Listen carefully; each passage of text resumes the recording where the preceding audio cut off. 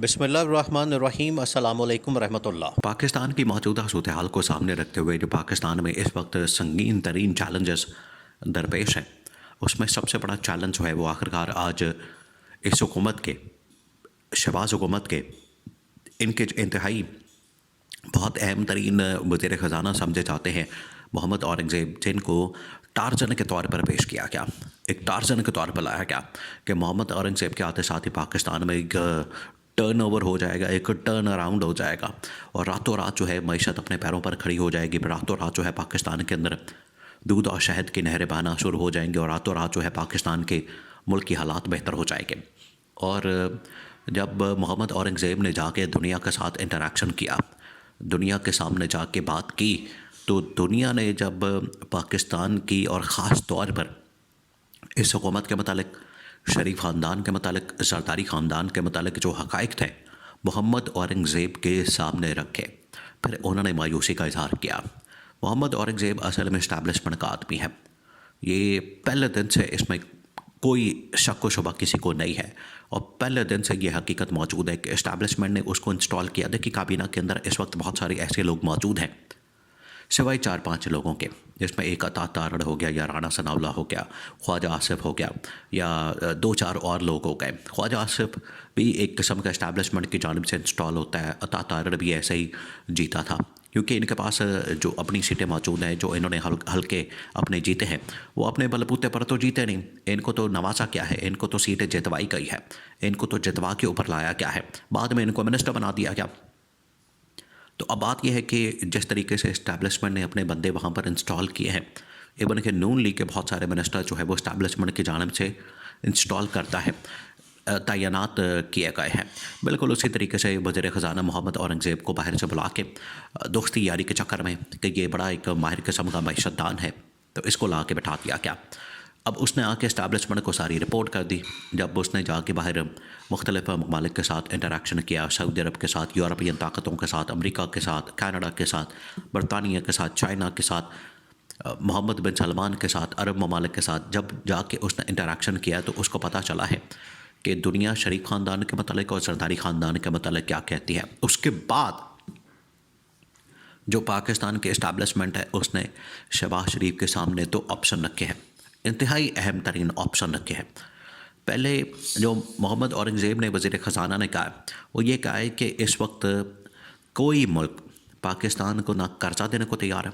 ना पाकिस्तान को दिया हुआ कर्ज़ा उसको शेड्यूल करने को तैयार है। इसका मतलब ये होता है कि कर्ज़े को शेड्यूल करते हैं कि इस वक्त अगर मोहम्मद बिन सलमान ने $2 अरब पाकिस्तान के अंदर डिपॉजिट करवाए हैं, कर्ज़े के तौर पर दिए हैं, और वो दिखाने के लिए कि IMF को दिखाने के लिए कि हमारे पास इतने पैसे हमारे ख़जाने के अंदर मौजूद हैं, और इसको जो है वो आगे शेड्यूल किया जाता है कि ये वाला साल हमारा निकाल दें तो अगले साल हम ये $2 अरब आपका वापस कर देंगे। तो मोहम्मद बिन सलमान ने इसके ऊपर भी इनकार कर दिया। अभी ये जो इनकी दौड़ें लगी थी, मुलाकातें हो रही थी, पहले जनरल आसिम गए, फिर शहबाज शरीफ भी इवन के गया, वज़ीर ख़जाना जो दूसरा इसाक डार है वो भी गया, फिर उसके बाद मोहम्मद औरंगज़ेब भी गया, अब शहबाज शरीफ दोबारा क्या है, तो उसने इनकार कर दिया है। उसने कहा कि बिल्कुल मैंने रोल ओवर नहीं करना, बिल्कुल मैंने शेड्यूल नहीं करना, मुझे पैसे मेरे चाहिए और वापस कर दें।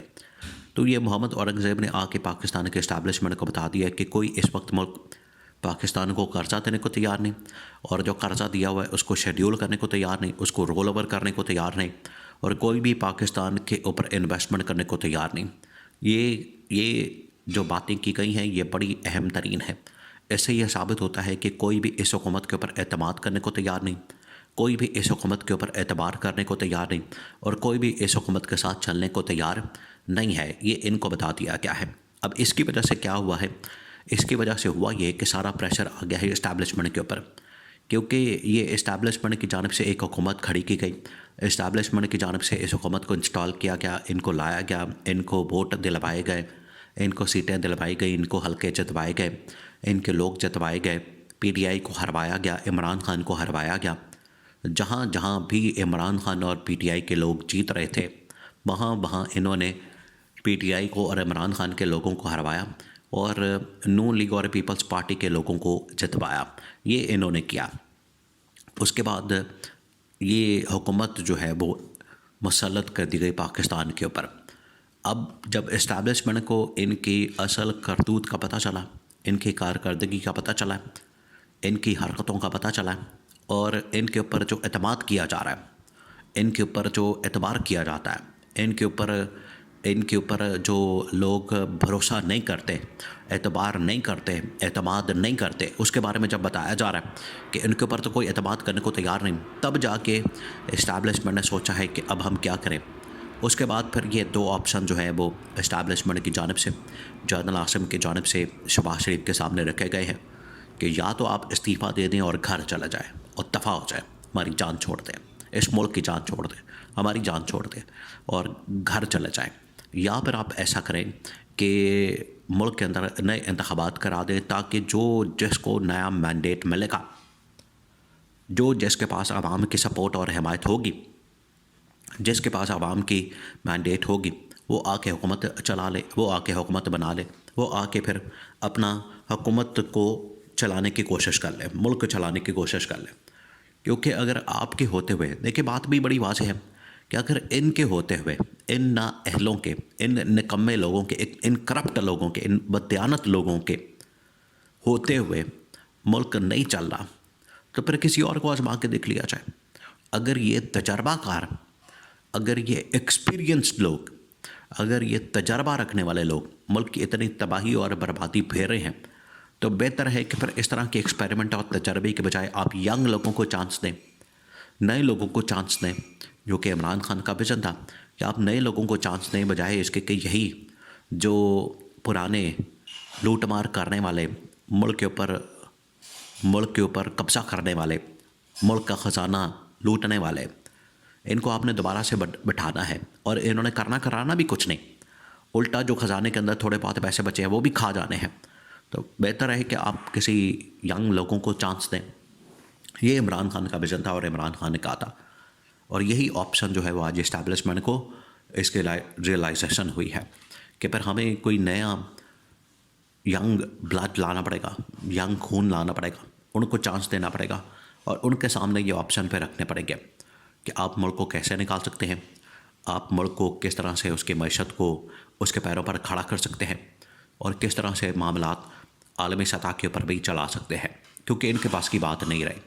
अब ये मुकम्मल तौर पर नाकाम हो चुके हैं और इनकी नाकामी की वजह से ही पाकिस्तान इस दलदल के अंदर फंसा हुआ है। पाकिस्तान इस वक्त इस क्राइसिस के अंदर, बहरान के अंदर फंसा हुआ है और इस हुकूमत को जनरल आसिम की जानिब से वाज़ेह तौर पर दो ऑप्शन बता दिए गए हैं, या तो इस्तीफ़ा या फिर नए इंतखाबात।